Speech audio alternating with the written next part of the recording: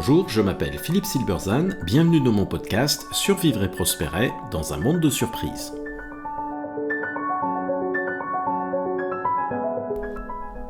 L'épisode d'aujourd'hui, les meilleurs d'entre nous ou quand les leaders éclairés prennent des décisions catastrophiques. Pourquoi des dirigeants intelligents prennent-ils des décisions aux conséquences catastrophiques ?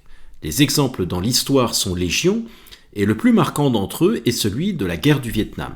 Il a été magistralement étudié par le journaliste David Habelstam. Sa réponse, ces dirigeants étaient plus intelligents que sages. À sa prise de fonction, Kennedy s'entoure des plus brillants experts que compte l'Amérique, fournis par l'establishment. S'il y a une chose qui unit ces hommes, c'est la croyance que l'intelligence et la rationalité peuvent tout résoudre. Ils sont en cela le reflet de leur chef. Kennedy était distant, hypercérébral, peu empathique et toujours gêné des manifestations d'émotion. Il ne tenait en effet compte que de la rationalité et du cerveau et rien d'autre.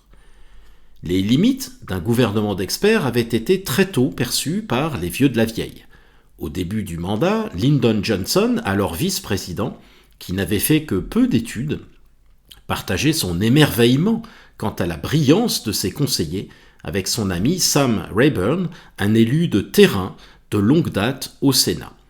Celui-ci lui rétorqua pour s'inquiéter de leur manque de contact avec la réalité. Je cite « Eh bien, Lyndon, vous avez peut-être raison et ils sont sûrement aussi intelligents que vous le dites, mais je me sentirais beaucoup mieux si l'un seulement d'entre eux avait été un jour candidat pour un poste de shérif. » Tout était dit 15 ans avant le désastre. Dans The Best and the Brightest, c'est-à-dire les meilleurs d'entre nous, devenu un classique du genre, Habelstam décrit les erreurs d'appréciation, l'incapacité à réellement comprendre la nature du problème et les enjeux des différents acteurs, le piège dans lequel s'enferme progressivement l'administration américaine de son propre chef, en faisant du combat d'un pays secondaire pour son indépendance une question d'importance stratégique pour les États-Unis. L'importance croissante de la question du Vietnam n'a résulté que de leur négligence, d'un engagement croissant qui justifiait toujours plus d'engagement, et jamais d'une décision mûrement réfléchie. En fin de compte, les experts se sont fait piéger comme des gamins par la complexité et la sophistication du processus géopolitique qui les dépasse totalement, mais qu'ils feignent de contrôler avec leurs bombardiers et leurs statistiques. Rien ne se passe jamais comme ils l'anticipent, mais jamais ils ne reviennent sur leur approche. Il suffit de calculer plus, de dépenser plus, de bombarder plus, et ça finira par marcher. Il faut, répète-t-il, garder ces options ouvertes, antienne classique du cartésien prudent, ce qui revient à n'en jamais choisir aucune pour la faire réussir et donc se rendre prisonnier des événements. Le paradoxe qu'explore Habelstam est aussi fascinant que dérangeant. Comment des hommes instruits, cultivés, respectés, les meilleurs et les plus brillants, comme ils étaient alors décrits, ont-ils pu prendre des décisions aussi catastrophiques ?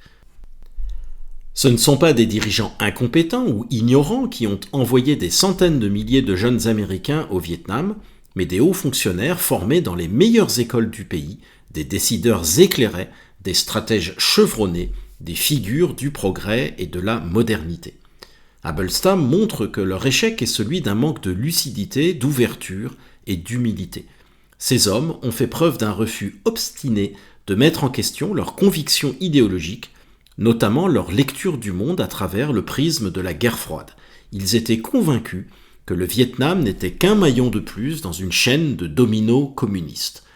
Partant de cette grille de lecture, ils ont nié la singularité du contexte vietnamien et refusé de voir des signes de son inadéquation.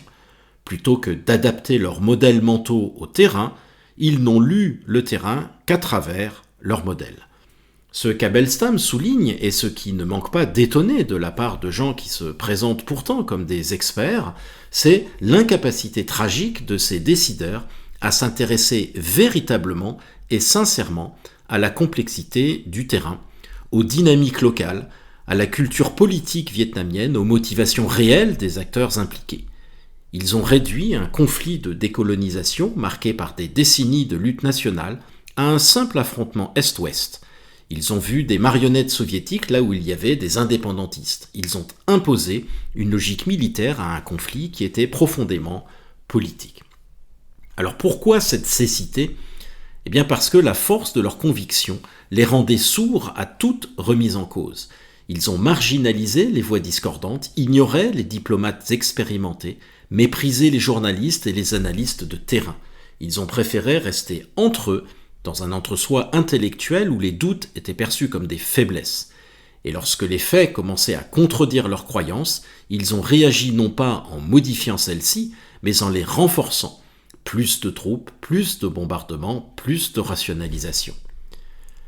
Le message d'Abelstam est que l'intelligence ne protège pas du dogmatisme. Pire, elle peut parfois le renforcer. L'excellence académique, la capacité d'analyse, la rigueur technique ne suffisent pas à faire un bon décideur. Ce qui manque à ces meilleurs et plus brillants, c'est une volonté d'écouter, d'apprendre, de douter, de s'ouvrir à ce qu'ils ne maîtrisent pas. Il leur manque une véritable curiosité.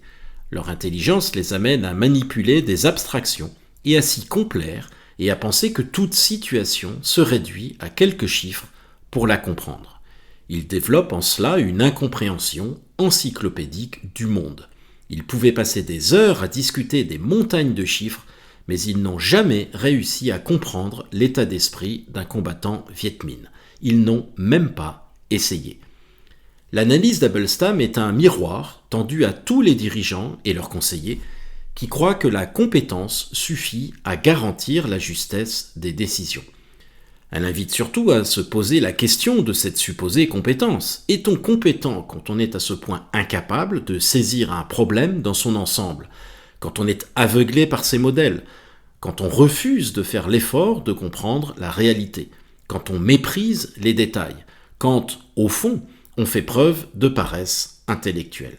C'est une leçon intemporelle sur les risques du conformisme intellectuel, de l'arrogance, sur le danger de l'homogénéité des points de vue et sur la nécessité vitale de maintenir le lien avec la réalité du terrain, d'en accepter la primauté, la complexité et le caractère unique. Pour bien décider, il ne suffit pas d'être intelligent, il faut aussi être sage. C'est une leçon qui justifierait que la lecture de l'ouvrage The Best and the Brightest soit au programme des écoles de management. Merci de votre attention. Vous pourrez retrouver cet épisode ainsi que les précédents sur les principales plateformes de podcast. À bientôt!